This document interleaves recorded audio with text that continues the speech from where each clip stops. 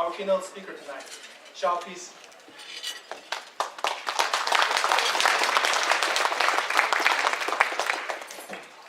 Hello. Okay. It is my real pleasure to introduce our keynote speaker tonight, Dr. Maria Capechi. Maria was born in Italy. After the World War II, he came to the United States, and he got his BS degree in Antioch College in Ohio in chemistry and physics. After that, he went to Harvard University to get his PhD in biophysics in the lab of Dr. Jim Watson. Dr. Jim Watson is also a Nobel laureate. He is the co-discoverer of the double helix structure of DNA. After that, Dr. Capechi stayed in Harvard from assistant professor to associate professor. In 1973, that's a long time ago, like more than 40 years ago, he decided to move to the Utah. That was a very brief decision. And Dr. Capechi is a professor of biology and human genetics. Also the professor of oncology science. From 1988, he has been an investigator of Howard Hughes Medical Institute. HHMI is the most prestigious research foundation in this country. Currently, there are about 250 investigators. Among them, about 20 are Nobel laureate. And Dr. Capechi also has been a co-chairman of the Department of Human Genetics. And he leads to the department into the national, the best of the, one of the best human department of human genetics. Mario has won many awards. I will only mention a few of them. In 1971, he was awarded as the American 10 Most Outstanding Young Man Award. I think that award was correct. And also Mario won twice NIH Merit Grant Award. What is NIH Merit Grant Award? Usually you apply for NIH for a research grant. They usually give you a 5-year grant.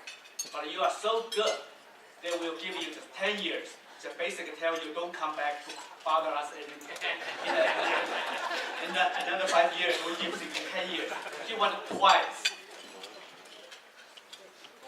And also in 2001, he won the Lasker Award for basic medical research. That award very often has been called a predictor of Nobel Prize. In 2007, he won the Nobel Prize in physiology or medicine, shared with Oliver Smith and Martin Evan, for basically develop the principle for gene knockout medicine. In 2009, he was selected as a member of American Academy for Arts and Sciences. And in his career, he published more than 200 manuscripts already. And among them, more than 40 in publishing in the CNS, that's in Science, Nature, and Cell Science and Nature. Those are the top journals in the medical research. So I think I will stop here and welcome Dr. Capechi to give our keynote.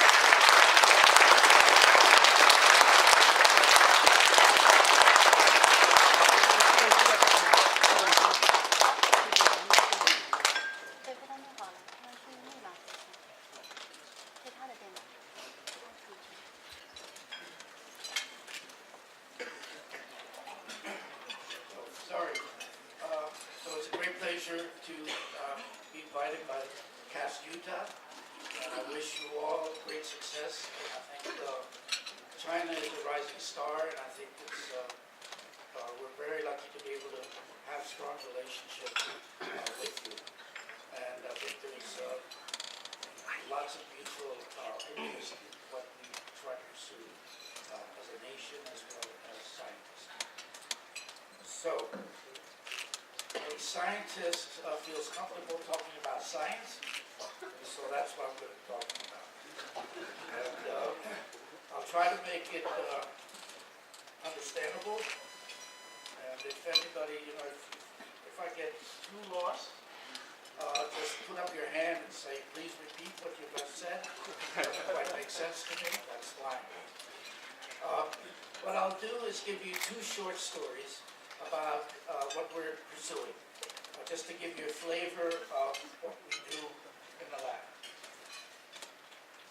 And one of the programs that we have is working on sarcomas.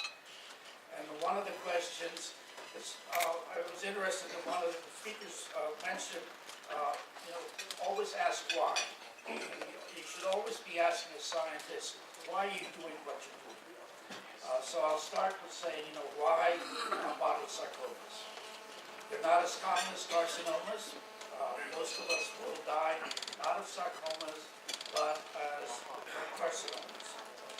However, they affect a very critical population, and that's children, young adolescents, and young adults.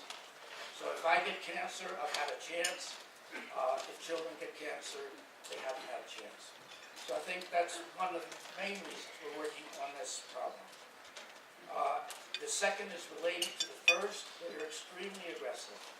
So that when you get them, then often it's the probability that you will survive is about, after the first presentation, is about 5 years. 80% of the children will die within 5 years. And that hasn't changed for the last 3 decades. And the reason being is the current methods of surgery, chemotherapy, and radiation are not working. So we need to understand the disease much better and then be able to apply that understanding to develop new methodologies for therapy. They're not as extensively studied as carcinomas simply because they're not as common. But they do have, for a modeler, they have certain advantages. For example, one of the things that happens in cancer is what's called genome instability. Your genome is what dictates how you look, how you function, and even somehow actually how you behave. And one of the things that happens in a cancer cell is that this genome gets scrambled in carcinomas, and then there'll be thousands upon thousands of changes that occur, of which maybe only a half dozen or so will be involved in the cancer. And so it's very difficult to weed out those events that are leading to the cancer from all of the other thousands of events that occurred in that cell. In most sarcomas, that does not happen. That's not a hallmark of sarcoma. The other thing I should tell you about biology is anytime I make a generalization, there will be exceptions. So just remember that in the back of your mind. So there are exceptions. There are sarcomas where genome instability does occur. But that is not for all sarcomas. And the great majority of sarcomas do not have genome instability. The other aspect is that we know how sarcomas start. And if you're a modeler, you like to begin at the beginning. And what often happens is your genes are on a, for example, like a pearl necklace. Each pearl being a gene, they're all linked together through the string, through all the different pearls. Okay? And that's a chromosome. Okay? So what happens, and a chromosome will have thousands of genes on it. So what happens is two chromosomes break, and then the cell knows something bad has happened and joins them back together again. But it doesn't join the same partners. So now you have one chromosome being broken, the other being broken. They join opposite partners. Everything is still okay, except at that break.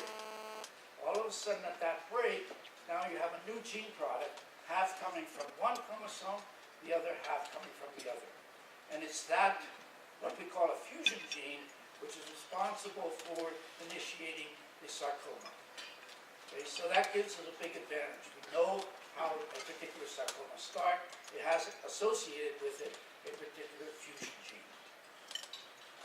And then finally, this fusion gene is a major player. In many cancers, you have many major players, and that makes therapy extremely difficult. But with sarcomas, the fusion gene is the major player, and that's different from many, many cancers. So that also gives us advantage, because if you have a single target, then developing a therapy is much more likely than if you have many, many different targets operating independently. So what I'm going to give you, we've modeled many sarcomas now, and I'm going to just give you one example of one that we've just modeled, and we're just publishing. And just from the model, then we can start thinking about how to solve this problem. And again, this is a very lethal sarcoma, and it's called soft part sarcoma, alveolar soft part sarcoma. Okay, so that's, I just repeated it. It's a deadly soft tissue malignancy and affects mostly adolescents and young adults. So the two chromosomes are involved. One is X chromosome, and the other is chromosome 17. They break and then make a new fusion gene, and at that junction, now you have half the gene coming from chromosome X and the other half coming from chromosome 17. And the fusion gene itself is called ASBS, for alveolar soft part chromosome region 1. That gene we know nothing about. And the reason we don't know anything about is it doesn't look like any other gene. Often you'll have a motif that will tell you, this gene is doing this or that, and we know something about it. We know the sequence, but we simply don't, it's just a foreign sequence, okay, at this point. So we know nothing about it, but what we think it's doing is supplying a way of activating gene function when it's associated with this other part of the gene. TFE3 actually is called transcription factor E3. We know quite a bit about. It's actually a transcription factor that was it's part of the immune system and was recognized many, many years ago as activating genes are very important. The heavy chain, very important for making antibodies. Okay, so you fuse those together, and now you have a new product, and the question is, what is it doing? So I should point out, all my patients are mice. A lot of mice. I have right next door, there's a building that has around 20,000 that all belong to our lab. That's our steady state. So here's our model. And I'll take you through this a little bit. And it may look complicated, but it actually isn't. Okay, so here's our fusion gene. And then we isolated that gene from a human cancer. And we know that it is a fusion gene. We sequenced it, we know everything about it. Sequence. So we can isolate that, and then we make a cassette. And we take this, so here's the two genes, and here they're broken and it's joined together again. Here's the fusion gene, and then we take that and put it into a particular part of the chromosome, which is expressed in all cells of the body. Okay, what we call ubiquitously expressed. So cell of the body because every cell needs that particular product. So we put it into that sequence. And here's what drives, and associated with every gene, there's always a machinery. It's almost like a little computer that then tells where this gene should be made and how much and in what cell types. Okay? And so that's called the promoter. And so we put this, and then in between the promoter which drives this gene, we put actually a stop sign.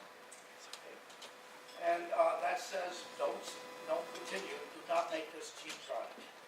And then we flank that with two sequences called lock speed. This is the most complicated part of the whole talk.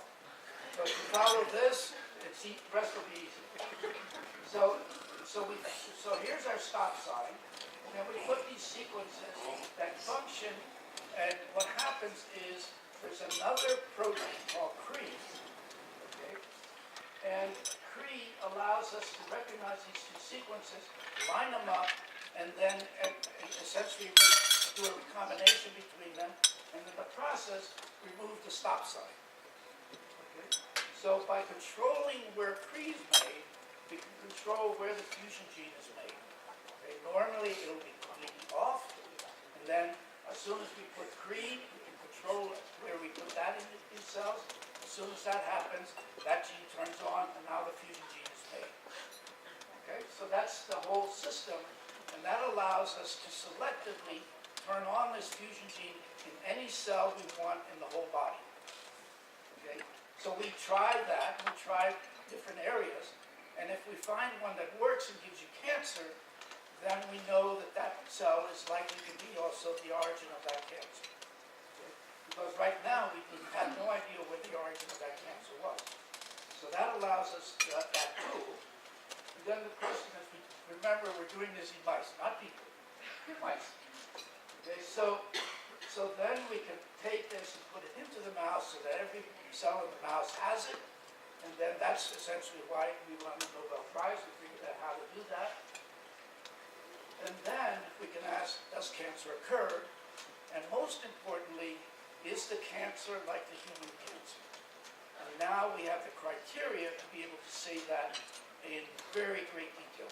We can ask, is the fingerprint in terms of gene expression of thousands of genes the same in the mouse as it is in humans? And if it is, then we have a good model. Okay? So that's what we do. And the first thing we did, we didn't know exactly where things should be happening.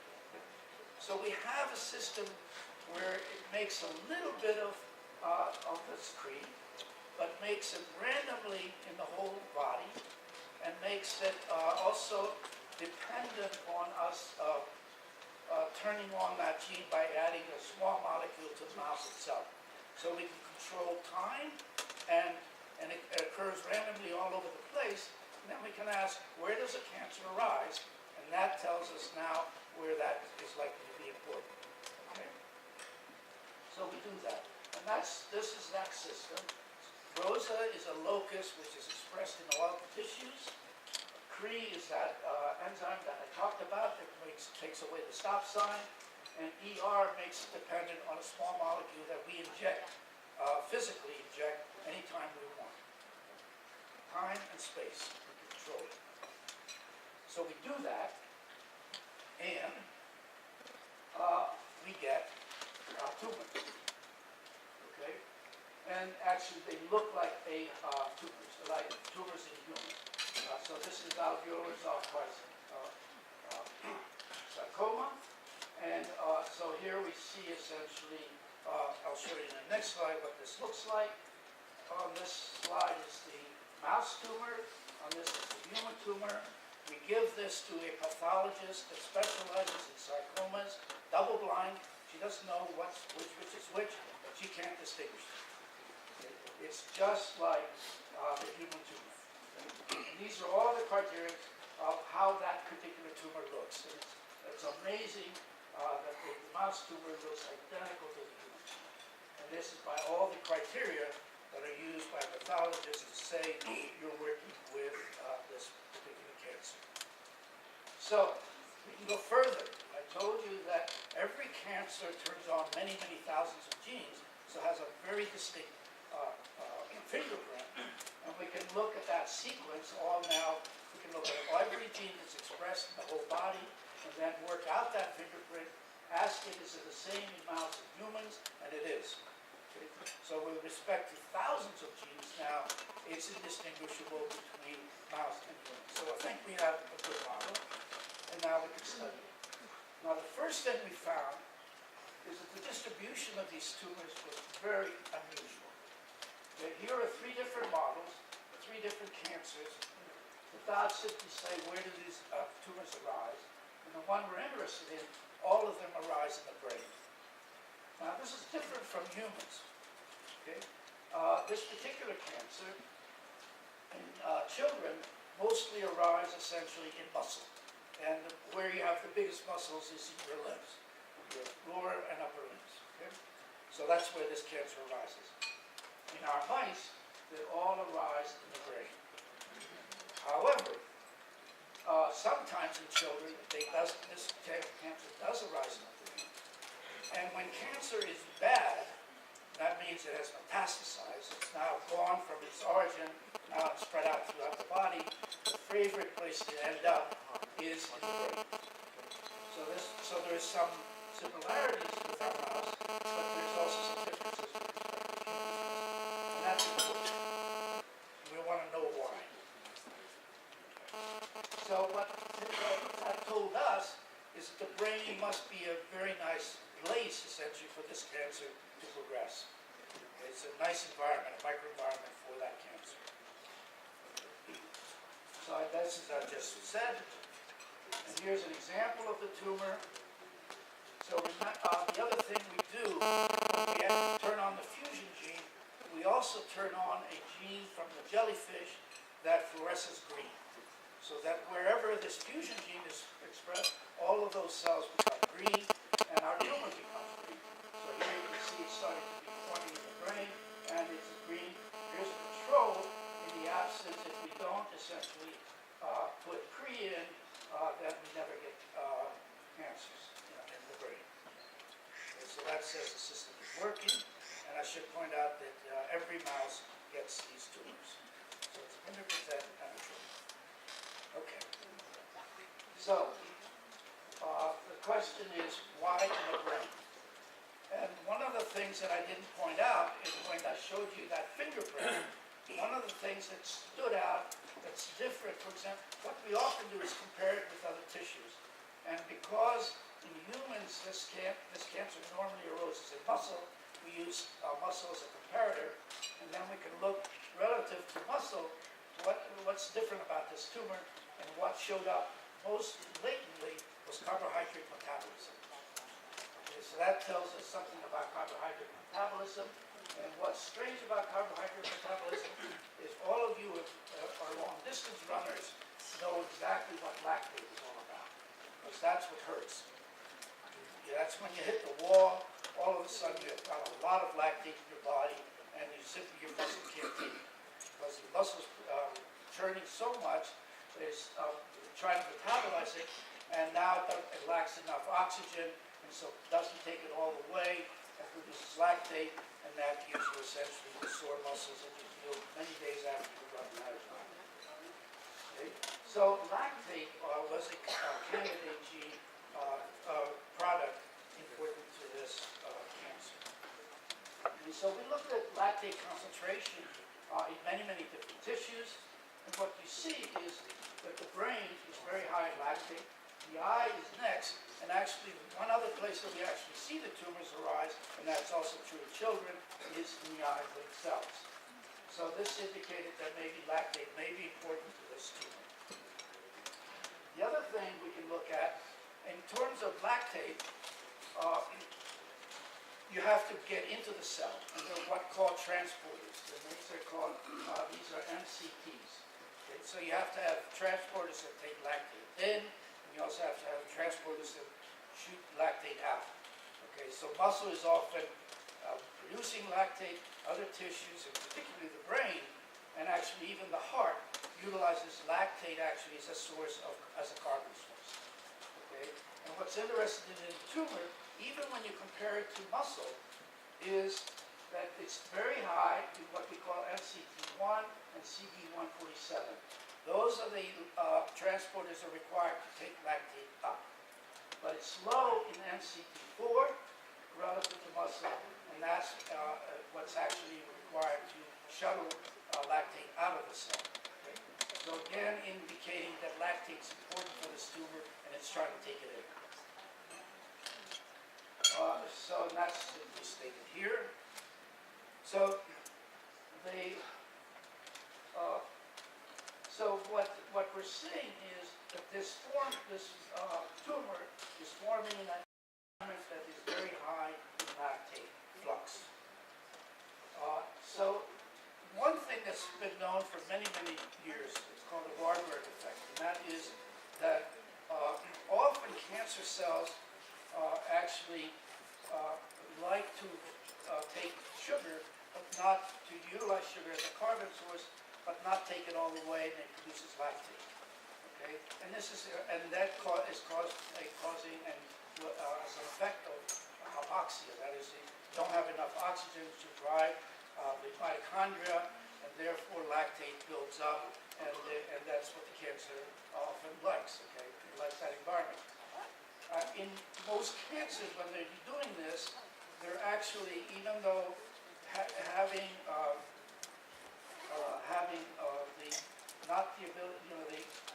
hypoxia is a bad prognosis. That is, that cancer is going to be lethal, more lethal to you.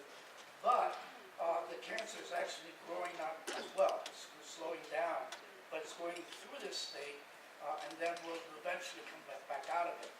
What you are seeing is hypoxia. All those genes are up. Okay, HIF1 alpha is an indicator of hypoxia and turning on all of those genes, but it's not hypoxia. Okay, and what's happening is that acetate itself also can induce HIF1 alpha and induces all the genes as if there were hypoxia in the absence of hypoxia.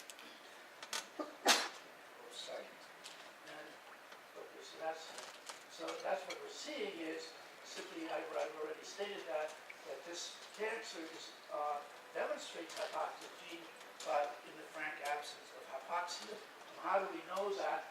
And as shown here, there's an easy assay to tell whether tissues are under hypoxia, and that's PMO.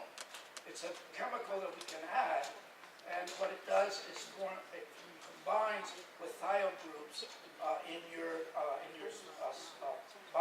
cells. Okay, and it's easy then, and that will only occur under very low oxygen conditions.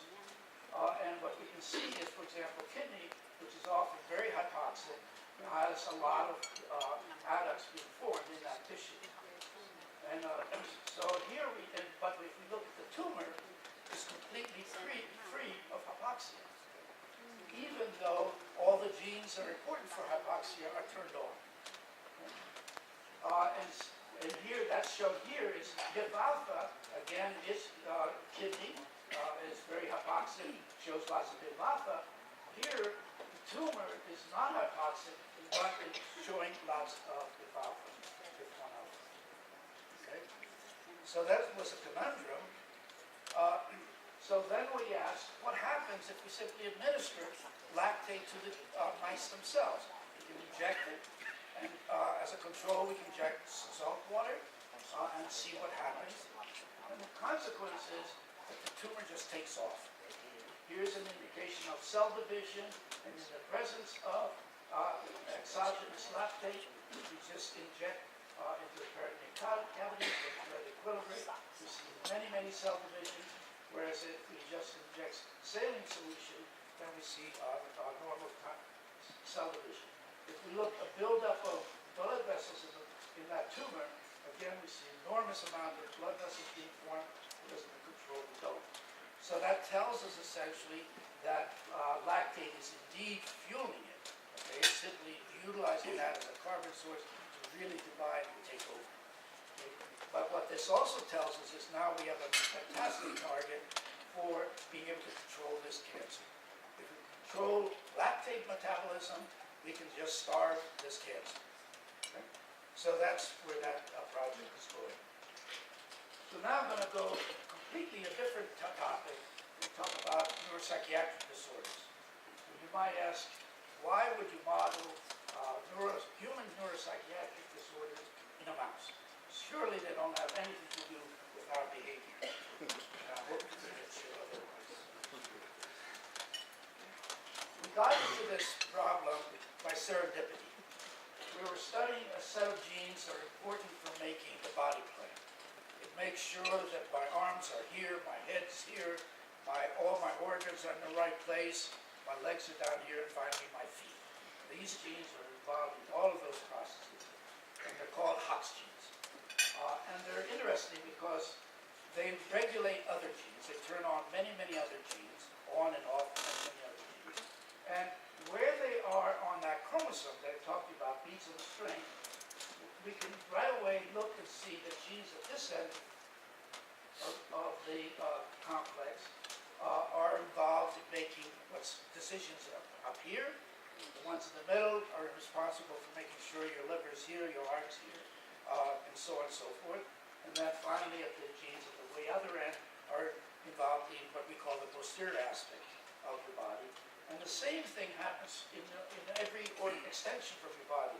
So genes, once these genes are involved close to the body, in the middle, and then the ones at the end are involved in making the hand, and so on. So we have been working on these genes.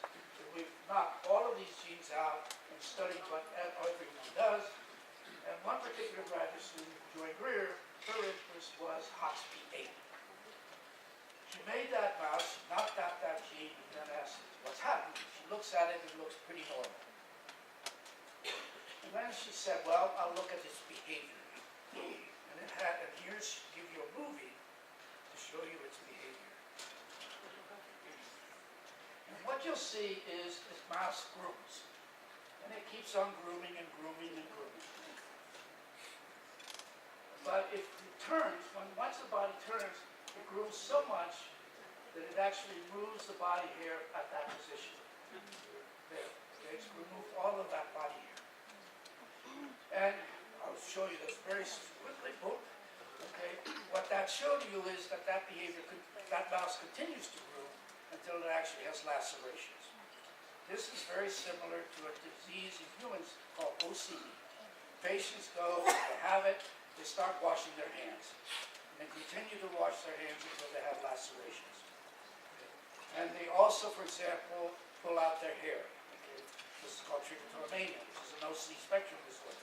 And they continue to groom all of their body hair until it's gone. Okay. Very common. 3% of people have it. Okay. Worldwide, doesn't matter what population people look at it. Okay. So we could study that, and the way we studied it was Joy actually took movies of these mice, and then because mice mostly do their activity at night, she had an infrared camera, 24 hours a day, taking movies, and then she could look frame by frame, what is this mouse doing, and what she found was they spent all their time grooming, as she showed you, and it becomes pathological. Now we have a very simple way of measuring this. We have platforms that are extremely sensitive to vibration. And no matter what you're doing, if you're walking, running, or sleeping, or scratching, or whatever it is, you give out a different vibration pattern, and our platform reads that out. And so it can just keep track of all of those different vibrations. We have an algorithm that says this vibration pattern relates to scratching or whatever. Okay? And then that way, the treat look at many, many mice. This is actually from data from 50 mice. Here's a normal mouse, here's a mutant mouse, HOXP8, and what you see is they spend twice as much time grooming as normal. And very robust data, and we can use that as a quantitative measure of that behavior. One of the things that happens is obviously behavior is controlled by the brain, and this gene, we didn't expect it to be expressed in the brain. And the reason is it's a Hox gene. And Hox genes are involved in forming all the body, but not the midbrain and not the forebrain. What we mostly use for most of our behavior. Our hindbrain is very important for a lot of our functions, appetite, sex, all of those kind of things. It has a lot of functions, but it doesn't do a lot of thinking. Okay? Sex is blind. What we could see that this gene was expressed in the brain, but it's at very low levels, and it was salt and peppered all throughout the brain, so we couldn't figure out where in the brain is this gene important. Okay? So we have a trick. And what we can do is take a gene from a jellyfish, the fluorescence green, stick it in the middle of another gene, wherever that gene functions, those cells turn green, and we did that. And then we showed here, for example, here's our GFP, that's from the jellyfish. We have a stop sign, lot speed, remember we talked about that. Now we make Cree under HOXBA, so wherever our gene is expressed, Cree is made. We'll take away the stop sign, and those cells turn green. And here we got an enormous surprise. We looked in the brain and asked, where are the green cells? And the only green cells we could see are these cells here.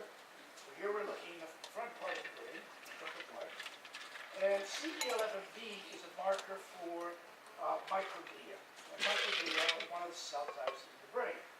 And what we can see is that not all red cells are green, but some of them are expressed both, and they become yellow. Okay? So that tells us that microglia are controlling behavior. Why is this weird? And the reason is that these are immune cells. These are the cells in the brain that are involved in defense, essentially, against, for example, if you get a viral infection or bacterial infection, or if you have a stroke and you destroy some cells. These cells go there to clean up the mess. What we're saying is these cells are important for behavior. They're controlling behavior. We do something funny to these cells, and we have a very specific effect. The behavior of that mouse, it has treatment behavior. So, when do these cells arrive? And this is simply a time course. P2 is 2 days after birth, P14, 14 days, and 90 days after birth. And what we see is that they migrate in because they're an immune cell.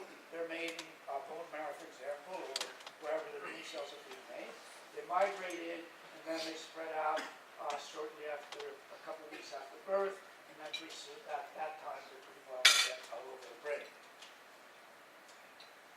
Now, if what I'm telling you is correct, and it's coming from the hematopoietic system, then it should be, this gene should be expressed, HOXBA should be expressed in those cells. And this simply shows you a way of taking blood, spreading it out, and asking where is the color, absence and presence of Cree. Okay, remember that Cree is required to make those cells fluorescent, green. Okay, so what we see is whether it's the different lymphoid cells or myeloid cells, all of those are shifted over in the presence of Cree, saying it's in hematopoietic stem cells, the progenitors that make all of different cell types of blood. So that tells us that's okay, that's what we expected. And here it shows that there are indeed stem cells. These are markers essentially that spread. These are two very common markers for stem cells, c-KIT, SCAL1. These are stem cells of these ones that have both. In the absence of Cree, in the presence of Cree, we shift that whole population. So that is, they are in stem cells. Okay. So this made a very strong prediction. I should be able to cure a neuropsychiatric disorder by a bone marrow transplant. Nobody, if I told that to somebody, they'd say, you're crazy. So, and I told my graduate student to do that experiment, who said, you want me to do what? Do a bone marrow transplant in a mouse. Okay. Did it. Chakwa Chen, very good graduate student in the lab. And here we're showing you, first of all, that we can do bone marrow transplants in a mouse. What we do is, again, take bone marrow that's green, inject it into a radiated mouse, and then see first it shows up in the cortex, here's the ventral surface of the brain, and then by 12 weeks after bone marrow transplant, there are lots of green cells all over the brain. 75% engraftment, so that's quite good. And the time course is about the same whether you do a mouse transplant or a human transplant. So here's the actual experiment. So here's a mutant mouse. We've irradiated it, and we put normal bone marrow in it. Okay? So this is 3 weeks after the bone marrow transplant. It hasn't quite taken hold. It's just starting to take off. It's removed all of its body hair. If I showed you this 2 weeks later, you see lots of lacerations. This is 12 weeks after bone marrow transplant. All the lacerations are healed. All the hair is back. And that mouse is now permanently cured of that behavior. 100%. Here we measure amount of time spent grooming. Here's the normal mouse. Here's the mutant mouse. And here's the rescued mouse. And it's back down to normal. So a bone marrow transplant completely cures that mouse of its pathology, behavioral pathology. We can do the opposite.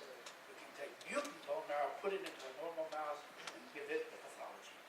So it's both necessary and sufficient for doing this. So, I won't go through this next part. It's just stuff. Well,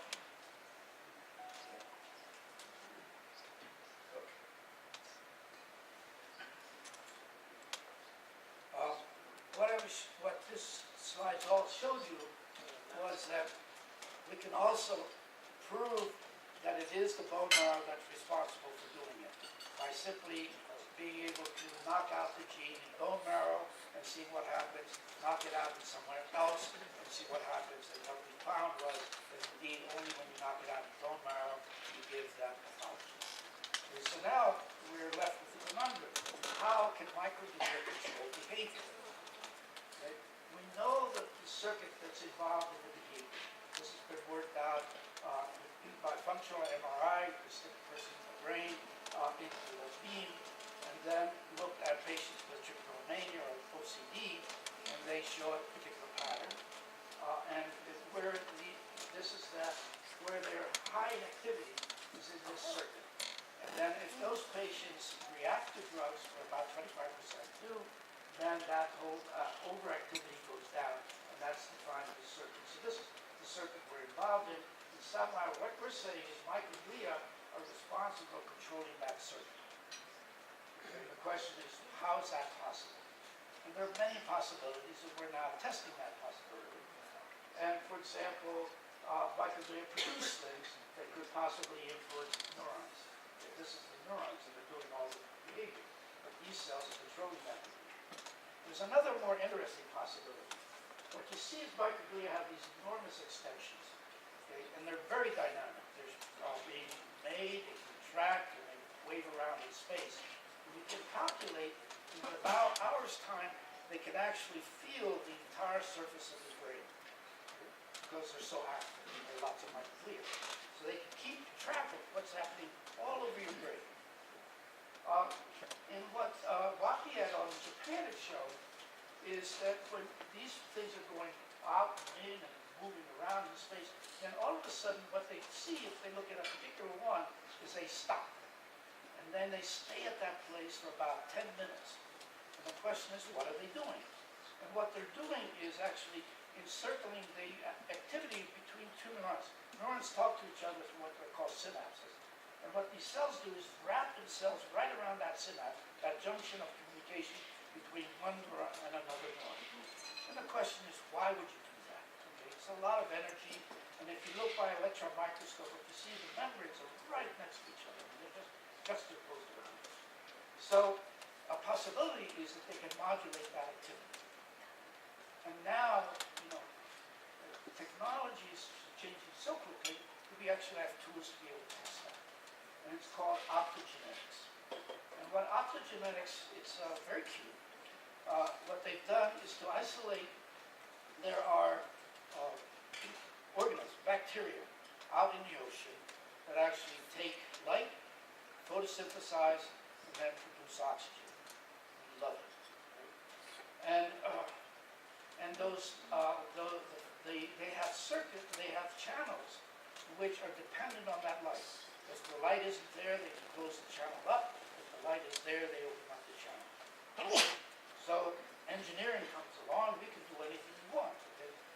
take that channel, put it in any cell we want. We'll put it into microglia, we'll put it into neurons. And the nice thing about it is it's almost instantaneous. I mean, light travels really fast. It's the fastest thing around in terms of speed. And what we can do is, and what happens is you shine on the light and boom, it goes, or what it does is actually pump sodium ions into the cell, and that makes them active. It makes a neuron fire away. It has lots of sodium inside.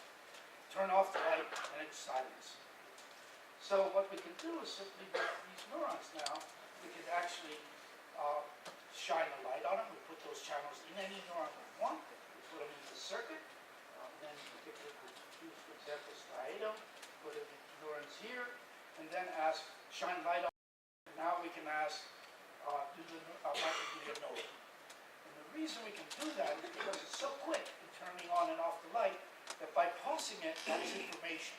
Okay, all of a sudden you can turn things on, off at a frequency. And then you can ask, does the other cell now respond to that frequency? And if they do, we know they're in tight communication. They're talking to each other. And now we have to figure out the language. We can do the other way. We can put it into the microglia and then ask neurons. They now know about it. So that allows us now to develop a way of seeing that communication. Once you understand that communication, then you should be able to do something about it. The other thing is that this is actually much deeper than simply trichotillomania. I can't believe, in my wildest dreams, that this whole system has just been set up to control that one behavior. That is impossible. So what are we really looking at? And what we think we're really looking at is anxiety. And the reason is, first of all, let me take you a little bit back. People can do now what's called genome-wide association studies. You have a disease, and they choose a lot of people that have that disease. You have another control, and they don't have that disease. You look at those two genes, and you see, is there something associating with that disease? And that tells you somehow this gene has something to do with that disease. If you do that for every neuropsychiatric disorder that's been known, monopolar, bipolar, depression, schizophrenia, Alzheimer's disease, OCD, autism, anything you look at, you do gene association, half of the genes that they pull out has something to do with the immune system. Why is that? Why is there that association between the immune system and all of these different psychiatric disorders? Okay? And one of the things that's in common is actually anxiety. If you talk to anybody who has OCD, when they are anxious, they're in their pathology. When they're relaxed, they're not in their pathology. And you talk to that, it doesn't matter what neuropsychiatric disorder you talk about. Anxiety is an important component of that. And the reason is that it's, anxiety, if a tiger is chasing you, you want to be anxious and react and run like hell. You want a quick reaction. Now, if people want to start to communicate with each other, they have to trust each other. So now they have to lower their anxiety level. So there are situations where you want high anxiety, there are situations where you want low anxiety. And you want to be able to modulate that, depending on that circumstance. And so what we're thinking, we're really looking at is that this is a system actually to control anxiety levels. And so then there will be much broader than simply looking at OCD. So I'll stop with that and hope that we'll be able to some insight as to what we're doing, why we're doing it, and that we're still having a lot of fun with it.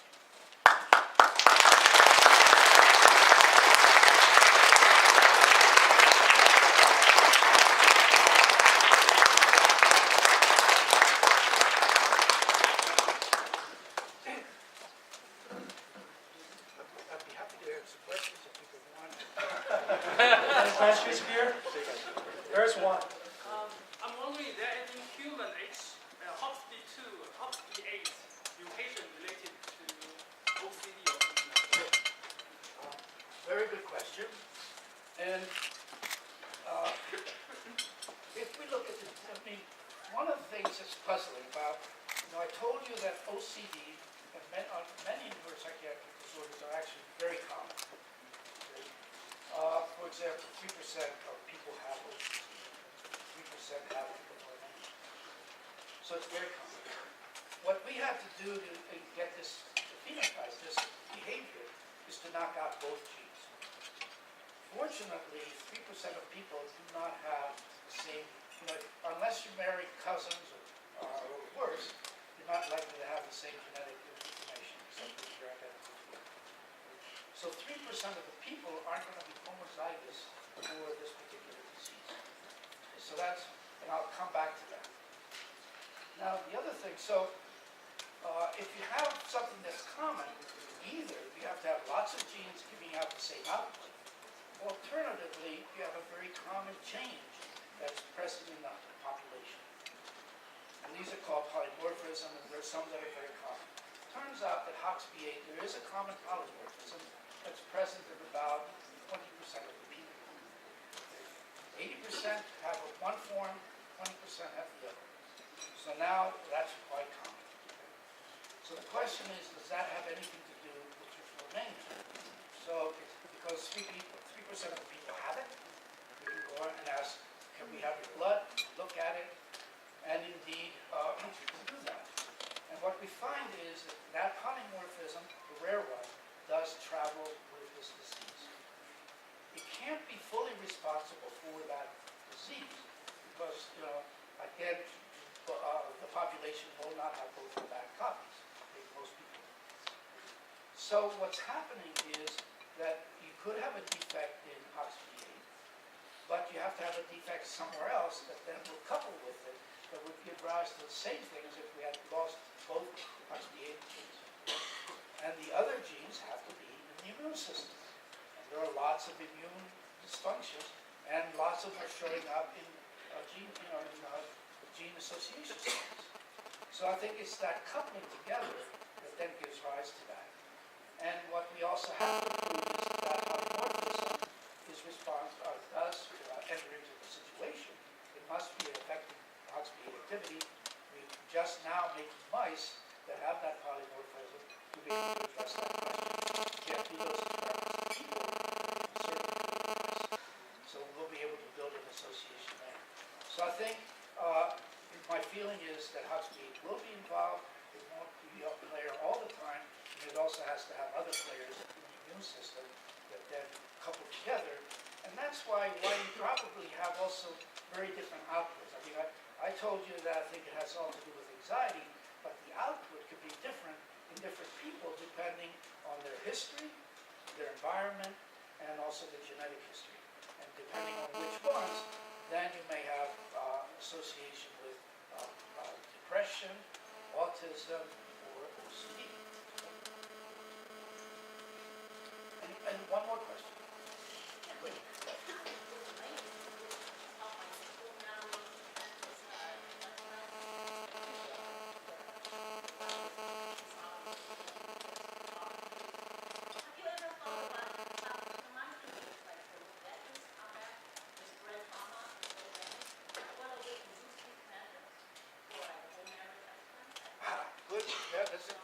That's a very interesting question.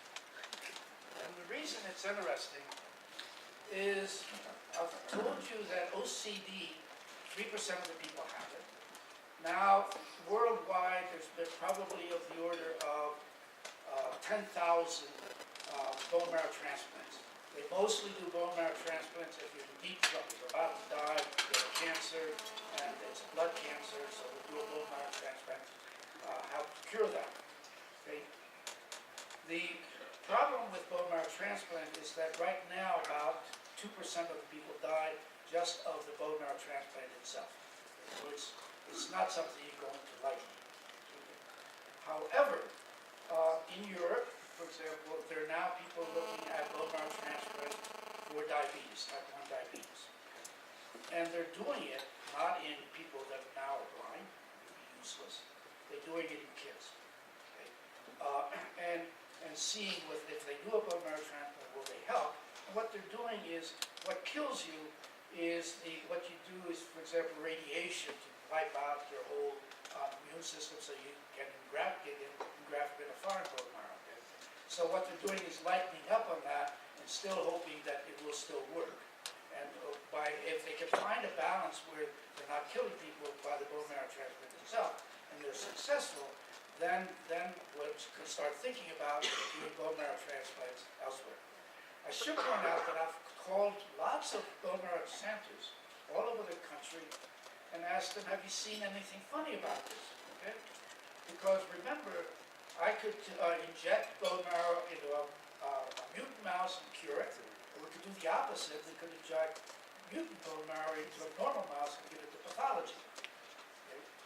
Lots of bone marrow transplants have been done, and none of them say we've kept track of what happens at the psychiatric level.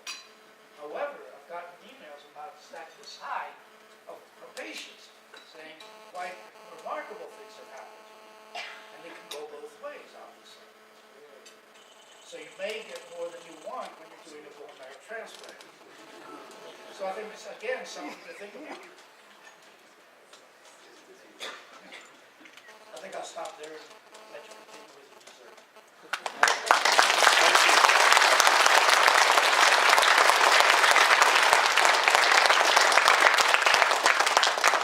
Thank you, Dr. Capechi. And for tonight, the meaning of mouse to me, personally, is just to make my internet web browsing more efficient. And of course, video games. But from now on, I will memorize this term, model sarcoma, and also Dr. Capechi's patients, like tens of thousands of them. I try to picture that, but it's hard. But I hope that's organized. All right, but seriously, thank you very much for sharing your wonderful research experience. This is more than a breakthrough in the human science history, but also a great contribution to all the human beings. Ladies and gentlemen, once again, Dr. Mario Capechi.